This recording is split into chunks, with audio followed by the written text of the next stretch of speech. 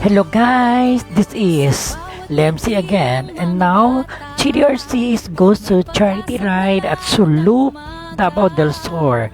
Ito po ay sa school po ng Lapla Learning Center. Extension po siya ng Labo National High School. Ito po ay ginagampanan ng mga riders ng mga TDRC team para po mag-charity ride to help them sa mga bata. And this is all the materials supplies by given to them. Then para sa mga bata, at least po maging masaya yung mga bata especially.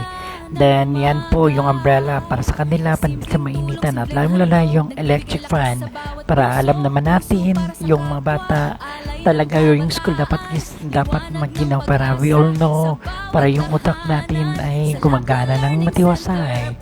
And then TDRC will help them, but nagkakaisa po kami para po matulungan yung mga bata natin. And that's all. This is Lemsi Robla.